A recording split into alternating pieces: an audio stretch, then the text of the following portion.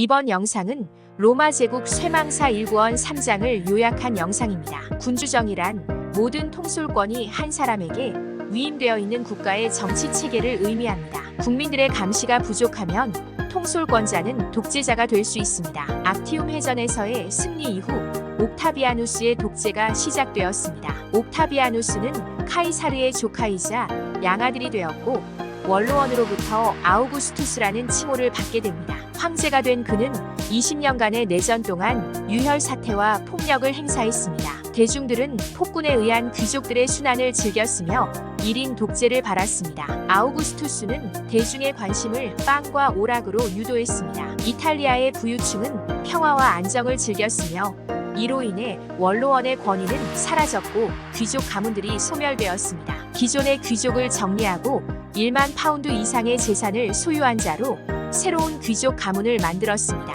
아우구스투스는 재정비된 원로원 앞에서 자신의 욕망은 숨긴 채 애국심만을 강조한 연설을 하였습니다. 그는 황제가 되고 싶은 마음을 숨긴 채 원로원과 국민에게 모든 권리를 돌려주겠다고 선언했습니다. 아우구스투스는 사임을 바란다고 했으나 속으로는 권력에 대한 야심을 숨기고 있었습니다. 원로원은 그의 야심에 편승하여 그가 통치해줄 것을 간청했습니다. 교활한 그는 마지못해 받아들이는 척하면서 프로콘솔과 임페라토르라는 이름으로 속주의 통치권과 로마 군대의 총지휘권을 받아들이기로 동의했습니다. 그는 10년 동안만 통치한다는 단서를 붙였기 때문에 이런 상황은 10년마다 복제한 것처럼 연출되었다고 합니다. 로마의 청년들은 군복무를 거부하면 가혹한 처벌을 받았는데 재산 몰수는 물론 노예로도 팔렸다고 합니다. 군대에서는 군단장이 병사들의 생사여 탈권을 행사했습니다. 군단장들은 속주에서 전방위에 걸쳐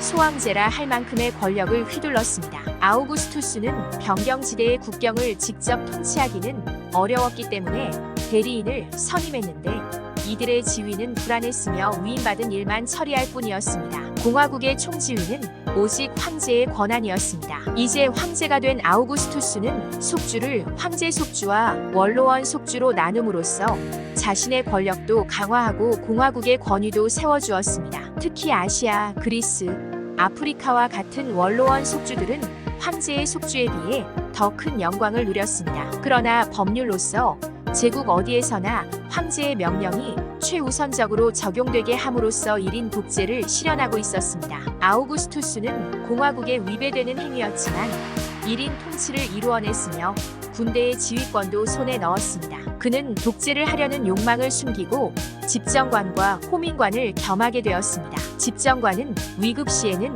독재를 할 수 있을 정도로 영향력 있는 자리였으며 호민관은 집정관을 견제하기 위해 만들어진 직책이었습니다. 그런데 아우구스투스는 이 두 가지 직책을 겸하게 되면서 창과 방패를 다 가진 것이 되었습니다. 그는 여기에서 만족하지 않았고 대제사장과 감찰관이라는 직위까지 추가함으로써 국가의 거의 모든 권한을 가지게 되었으며 제약에서는 벗어나게 되었습니다. 아우구스투스 황제 치세에는 행정관들을 직접 선출하였는데 황제는 자신과 친한 벗에게 표를 줄 것을 호소하는 등 민주주의의 온갖 폐해가 노출되었습니다. 민회는 영원히 폐지되었고 시민적 자유는 퇴색되었으며 그 결과 황제는 대중의 간섭으로부터 해방되었습니다. 원로원은 국가의 최고 의회이자 최고 재판소로서 상당한 특권을 가진 집단이었습니다. 또한 원로원은 입법권을 가지고 있었기 때문에 모든 법률은 그들의 승인을 받아야 했습니다. 원로원은 매달 3번 회의를 했는데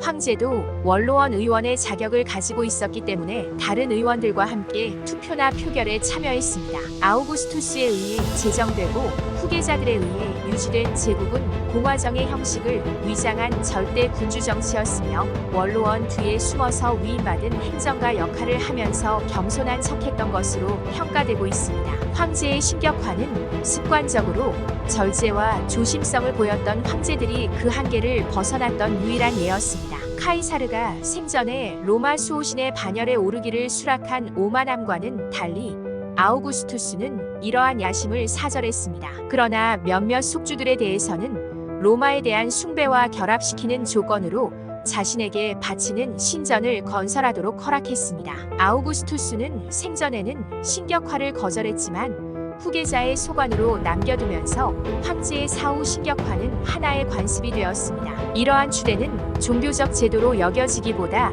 정치적 제도로 여겨졌습니다. 아우구스투스의 원래 이름은 옥타비아누스였는데 이 이름은 아리키아라는 작은 마을의 미천한 가문에서 유래했습니다. 그는 자신의 과거를 지워버리고 싶어 했습니다. 카이사르라는 성은 율리우스 카이사르의 양자가 되면서 주어졌습니다. 원로원에서 부여된 아우구스투스라는 이름은 존엄자라는 뜻을 가지고 있습니다. 네로 황제를 마지막으로 율리우스 카이사르의 혈통은 끝난 것으로 보고 있습니다. 하지만 그 이름만은 계속 보존되어 전해졌습니다. 아우구스투스라는 칭호가 군주에게만 부여되었다면 카이사르는 군주의 친척들에게 주로 쓰였고 이후에는 제2인자라는 개념으로 쓰였다고 합니다. 아우구스투스는 카이사르의 죽음에서 자유롭지 못했습니다. 언제 제2의 브루투스가 나타날지도 모르는 일이었기 때문에 항상 불안한 마음을 가지고 있었습니다. 카이사르는 왕이라는 칭호를 원했기 때문에 죽음을 맞이했던 반면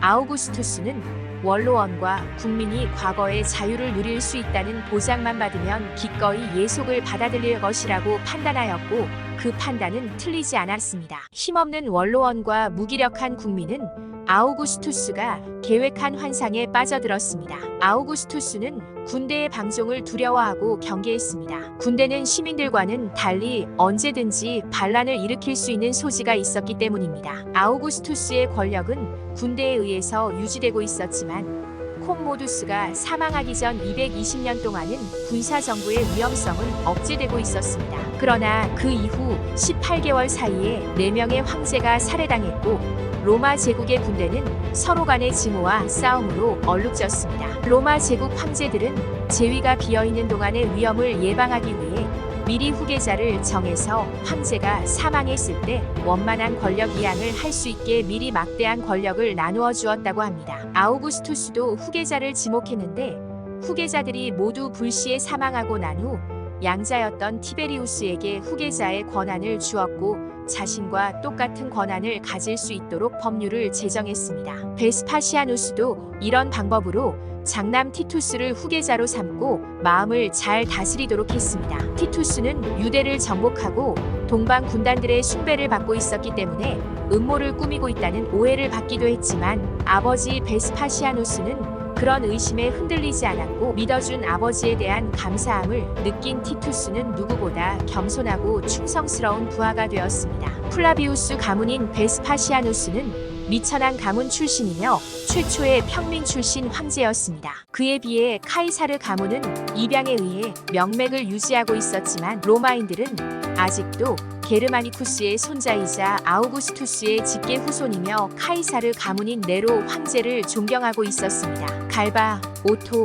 비텔리우스 황제가 짧은 기간 동안 연속적으로 살해당하자 군대는 황제를 자신들의 욕망을 채워주는 도구쯤으로 여기게 되었습니다. 베스파시아누스는 특별한 공적이 없었으며 황제답지 않은 지나친 근검절약으로 그의 미덕도 빛을 잃었습니다. 반면에 그의 아들 티투스는 아버지보다 뛰어나서 로마는 일시적으로나마 평화와 행복을 누릴 수 있었고 그에 대한 좋은 평가 덕분에 그의 동생인 도미티아누스 황제는 15년간 재위를 유지할 수 있었습니다. 도미티아누스를 암살한 자들에 의해 황제가 된 노쇠한 네르바는 자신의 힘으로 악화된 사회적 혼란을 잠재울 수 없음을 깨달았습니다. 네르바는 자신의 약점을 보완하기 위해 혈연이 아닌 하게르마니아의 막강한 군대를 지휘하고 있었던 트라이아누스를 입양한 후 곧바로 원로원의 칙령을 통해 그를 제국의 공동 황제이자 후계자로 선언했습니다. 트라이아누스는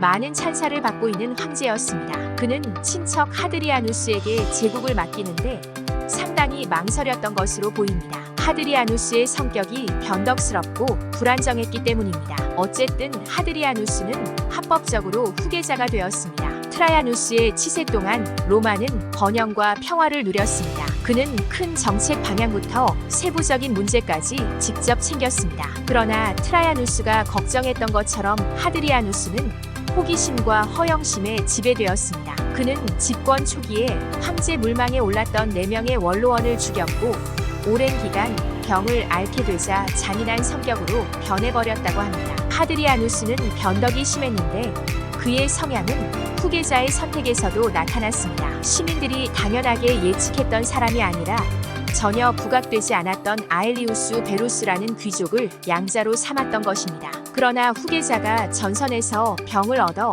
갑자기 사망하게 되었습니다. 아엘리우스 베로스는 아들 한 명을 두었는데 하드리아누스는 그의 아들을 안토니누스가에 맡겼고 안토니누스 피우스는 그를 양자로 맞았습니다. 안토니누스의 가의 양자가 된 베로스는 안토니누스 피우스 황제의 뒤를 이어 마르쿠스 아우렐리우스와 공동 황제가 되었습니다. 저자는 베로스의 가장 큰 미덕은 마르쿠스 아우렐리우스가 주도적으로 황제 업무를 볼 수 있게 양도했다는 점을 꼽고 있습니다. 베로스는 잘생긴 얼굴만큼 방탕한 사생활을 한 것으로 기록되고 있습니다. 안토니누스 피우스는 두 아들이 있었지만 하드리아누스 황제의 요청으로 조카인 마르쿠스 안토니누스와 베로스를 양자로 삼았고 자신의 딸을 마르쿠스와 결혼시켰습니다. 마르쿠스도 안토니누스 피우스를 부모로서 존경하고 사랑했으며 그들의 치세 때는 역사상 전 국민의 행복을 목표로 했던 유일한 시대로 평가받고 있습니다. 티투스 안토니누스 피우스 황제는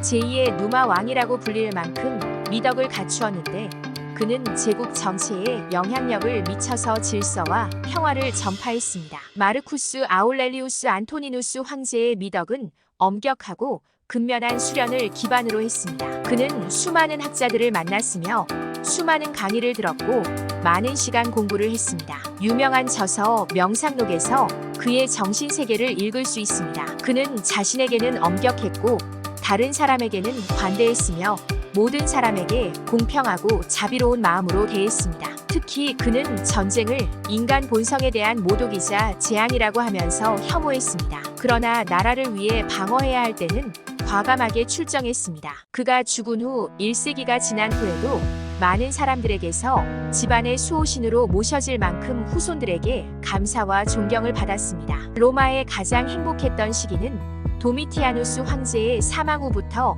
콤모두스가 즉위할 때까지라고 인식되고 있습니다. 자발적 존경을 이끌어냈던 4명의 황제의 치세 동안에는 군대가 온화하지만 확고하게 통제되었다고 합니다. 저자 에드워드 기번은 로마 시민이 공화정을 적극적으로 원했으면 다시 공화정으로 복귀할 수도 있었던 시기로 보고 있습니다. 그는 군주정이 불안한 이유는 한 사람의 인품에 따라서 국민의 행복에 간접적으로 영향을 줄 수 있기 때문이라고 말합니다. 저자는 로마 황제들의 연대기는 다양한 인간성을 보여준다고 말하고 있습니다. 극단적인 선과 극단적인 악을 모두 찾아볼 수 있다는 것입니다. 음험하고 냉혹했던 티베리우스, 미친 칼리굴라, 허약했던 클라디우스, 방탕하고 잔인했던 네로, 짐승 같은 비텔리우스, 소심함과 비인간적인 면을 가진 도미티아누스는 영원한 역사의 수치로 남았다고 합니다. 거의 80년 동안 로마는 끊임없는 학정에 시달렸고